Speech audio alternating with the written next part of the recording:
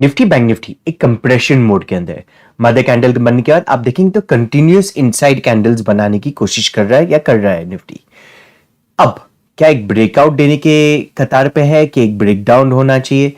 कहीं ब्रेकआउट या ब्रेकडाउन हो गया, कौन से लेवल्स एक्सपेक्ट कर सकते हैं, प्लस कल का इंट्राडे का प्लान क्या होना चाहिए हमारा ट्रेडिंग करने के लिए, डिस्कस करेंगे सब इन डिटेल में ये वीडियो में। गुड इवनिंग, मेरा नाम है सुहेल। चलते हैं एनालिसिस पे। निफ्टी का क्लोजिंग मिला है 18,027 के लेवल्स पे। अब पहले हम हैं निफ्टी के वीकली चार्ट पे। आपको नजर आएगा ये जो मेजर एक मूव हुआ था उसके बाद कंटिन्यूअस एक कंप्रेशन के अंदर ही है। हायर हाई बनाया, एक लोअर लो बनाने की कोशिश किया, वापस से वही रेंज के अंदर ट्रेड किया एंड ये रेंज का कंप्रेशन ही होते जा रहा है। एंड पिछले 2 हफ्ते से डोजी टाइप ऑफ कैंडल बन रहा है। अब जब डोजी टाइप ऑफ कैंडल बन जाता है तो निफ्टी या बैंक निफ्टी या कोई भी इंस्ट्रूमेंट दिखाता है कि कोई डायरेक्शन अभी तक डिसाइड हुआ नहीं है।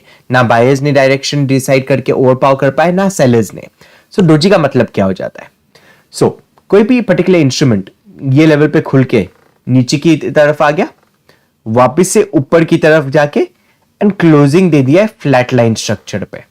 ये चाहे वीकली बेसिस पे हो, डेली बेसिस पे हो या आवरली 15 आवर बेसिस पे हो, कोई भी स्ट्रक्चर सिमिलर लेवल्स पे आने के बाद एक रेंज के अंदर कभी क्लोजिंग दे दिया है, एक नीचे के मूव करने के बाद, ऊपर का मूव करने के बाद, या एक ऊपर का मूव करके नीचे के मूव करने के बाद, ऐसा कुछ स्ट्रक्चर बन गया तो यहाँ पे एक डोजी टाइप ऑफ कैंडल बन जाता है, जो सिग्निफाई करता है ना बायर स्ट्रॉन्ग है ना सेलर स्ट्रॉन्ग है, दोनों के बीच में अभी तक कंफ्यूजन है।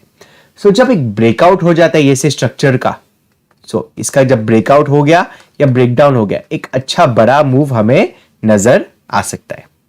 अब डेली टाइम फ्रेम पे देख लेते हैं किस तरह का स्ट्रक्चर बना हुआ है एंड आपको दिखाई देगा यहां पे कि एक रेंज के अंदर ही यहां पे ट्रेड कर रहा है। बस हमें रुकना है, जब ये रेंज टूट जाए तो हमें एक अच्छा डायरेक्शनल ट्रेड मिल सकता है, एक मार्केट में एक अच्छा बड़े मूव्स आना पॉसिबिलिटी बढ़ जाएंगी। अब ये कहां तक बढ़ेंगी पॉसिबिलिटीज? निफ्टी के केस में देखेंगे तो स्टैंडर्ड स्विंग लोज का जो स्ट्रक्चर है वो ये जोन्स का बना हुआ है। तो 17,200 का लेवल एंड 16,800 का लेवल, ये जोन्स तक का हम मूवमेंट एक्सपेक्ट कर सकते हैं। कभी यहां पे ब्रेकडाउन हो गया तो ये ब्रेकआउट हो गया तो ये ऑल टाइम हाई को टच करने के बाद शायद नया ऑल टाइम हाई बना दे। इधर डायरेक्शन के लिए हमें एक प्लेस मिल जाता है ट्रेड करने के लिए, बस एक रेंज के बाहर, ये जो रेंज है इसके बाहर निकलना जरूरी है। अब 15 मिनट के चार्ट पे देख लेते कि किस तरह से हमें कल के दिन पे हमारे ट्रेड्स को प्लान करना है।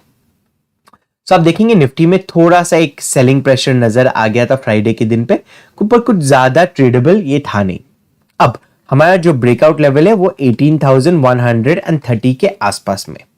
अब 1 आवर के चार्ट को एनालाइज करेंगे, 1 आवर के बेसिस पे देखेंगे तो कॉन्स्टेंटली ये लेवल पे हमें एक रेजिस्टेंस नजर आ रहा है। तो कोई भी लेवल पे रेजिस्टेंस मल्टीपल बार टेस्ट हो जाता है तो वो रेजिस्टेंस वीक हो जाता है। लाइकवाइज सपोर्ट पे करीब मल्टीपल बार टेस्ट हो जाता है तो वो सपोर्ट वीक हो जाता है। तो हमें बाइंग के लिए ये लेवल के ऊपर ही देखना है निफ्टी में। कभी एक फ्लैटिश ओपन मिल गया एंड 18,130 का लेवल तोड़ दिया निफ्टी ने, ये केस में flat to gap up opening की कुछ जरूरत पड़ेगी। 18,130 का लेवल तोड़ गया, हमें 18,175 एंड 18,240 के लेवल्स दिखाई दे सकते हैं। ये केस में कैसे ट्रेड करना है? फ्लैटिश ओपन कभी मिल गया ये जोन्स के आसपास में, वेट करना है हमें, मार्केट को ऊपर जाने दीजिए, ये लेवल के ऊपर सस्टेन करने दीजिए। जैसे सस्टेन कर जाता है या ब्रेकआउट कर जाता है हम बाइंग की तरफ का देखेंगे। टारगेट 175 एंड 240 का टारगेट। सेलिंग के लिए कब देखना है? देखिए एक नेगेटिव क्लोजिंग दिया है निफ्टी ने, बट सेलिंग के लिए हमें रुकना है कि 18,000 के लेवल के नीचे निफ्टी ट्रेड करे। तो एक फ्लैट गैप डाउन ओपन हो गया और 18,000 के नीचे 5 मिनट ट्रेड करना शुरू करता है निफ्टी, तो ही मैं निफ्टी को सेल करूंगा। यहां पे जो टारगेट होना चाहिए है मेरा 17,870 का टारगेट है। छोटा एक रेजिस्टेंस है 17,958 960 के लेवल्स पे, वो माइनर रेजिस्टेंस है, ज्यादा सिग्निफिकेंस है नहीं वो रेजिस्टेंस का।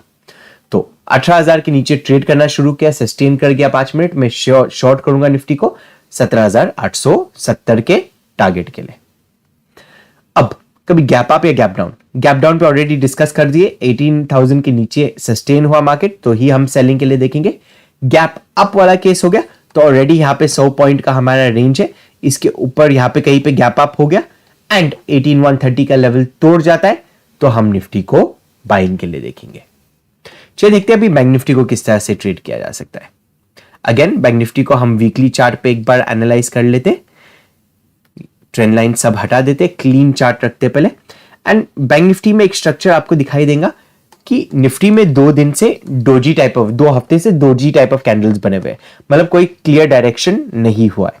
बट बैंक निफ्टी में ये पेरेंट कैंडल बनने के बाद कंप्रेशन जरूर हुआ है। एक वीक यहाँ पे डोजी कैंडल बन गया, यहाँ पे एक hammer type of pattern form हो गया।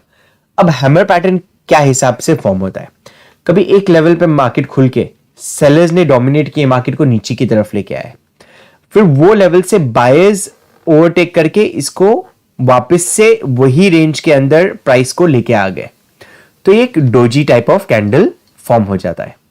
ये लेवल के ऊपर जो रेंज बना हुआ है इसके ऊपर जब ट्रेड करना शुरू हो जाता है मतलब बायर्स ज्यादा पावरफुल है एंड प्राइस ऊपर की तरफ जाने की प्रोबेबिलिटी या एक नए हाईज बनाने की प्रोबेबिलिटी बढ़ जाती है, तो बायर्स ज्यादा पावरफुल माने जाएंगे ये हाई क्रॉस करने के बाद।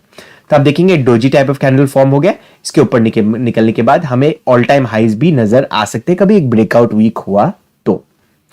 लाइकवाइज कभी ब्रेकडाउन हुआ ये लेवल का, सो 42,000 के नीचे ट्रेड होना शुरू हो जाता है एंड ये लोज तोड़ना शुरू हो जाता है, तो हमें फ्रेश लोज नजर आ सकते हैं बैंक निफ्टी में। चलिए देखते हैं डेली चार्ट पे कि क्या स्ट्रक्चर बना हुआ है।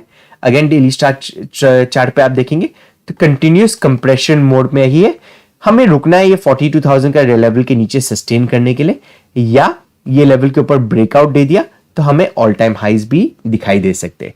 सो एक रेंज ब्रेकआउट की हमें बस जरूरत है, रेंज ब्रेकआउट कंफर्म हुआ बस वो चीज पे हमें ट्रेड करना है। फिर 15 मिनट के चार्ट पे देख लेते हैं कौन से लेवल्स पे हमें कल के दिन पे बाइंग एंड सेलिंग के लिए ध्यान रखना है। सो जो ब्रेकआउट का हमारा यहां पे लेवल है 42,640 का लेवल है, तो flat to gap up open हुआ तो 42,500 से लेके 42,640 के बीच में कहीं पे भी मार्केट खुल गया एंड 640 के ऊपर ट्रेड करना शुरू कर देता है, 42,640 के ऊपर मैं बैंक निफ्टी को बाय करूंगा। 42,715 का फर्स्ट टारगेट रहेगा मेरा 1:1 का, सेकंड टारगेट 43,000 के आसपास में रहेगा। 42,850 के आसपास में छोटा सा एक माइनर रेजिस्टेंस है, शायद वहां पे पॉज ले ले एंड फिर उसके बाद कंटिन्यूएशन दे सकता है, बट फाइनल टारगेट 43,000 का रहेगा। अब सेलिंग के लिए कब देखना है, देखिए ये जो जोन बना हुआ है ये मेरा नो ट्रेड जोन है, ये एक वॉलेटिलिटी वाला जोन है, यहां पे मैं ट्रेड करना पसंद नहीं करूंगा। तो सेलिंग के लिए मैं ये लेवल के नीचे ही देखना पसंद करूंगा सेलिंग के लिए। तो गैप डाउन ओपन हो गया 42,300 के लेवल के नीचे एंड 42,280 के लेवल के नीचे ट्रेड करना शुरू करता है बैंक निफ्टी, तो ही मैं सेलिंग के लिए देखूंगा। यहां पे टारगेट है 42,000 का राउंड लेवल फॉलोड बाय 41,900 का लेवल। सो सेलिंग के लिए तभी देखना है हमें जब एक गैप डाउन ओपन हो जाए एंड 42,280 के नीचे ट्रेड करना शुरू हो, सस्टेन करना शुरू हो। अब कभी गैप अप ओपन हुआ, गैप अप ओपन के केस में ये ऑलरेडी डिस्कस कर दिए, ये 140 पॉइंट के रेंज के अंदर गैप अप हुआ तो ही हम बाइंग के लिए देखेंगे, इसके ऊपर का गैप अप हुआ तो प्राइस एक्शन का वेट करेंगे, नीचे आने देंगे, फिर उसके बाद ही हम बाइंग के लिए देखेंगे बैंक निफ्टी में। हमारा वीडियो को भी आपको अच्छा लगा तो लाइक एंड शेयर जरूर कीजिए। ऑल्सो अभी तक हमारा टेलीग्राम ग्रुप आपने ज्वाइन नहीं किया तो नीचे डिस्क्रिप्शन बॉक्स में लिंक दिया हुआ है, उसे जरूर ज्वाइन करना, काफी कुछ हम लर्निंग पर्पस के लिए उस पर शेयर किया करते हैं। Thank you for watching the video, have a great trading day.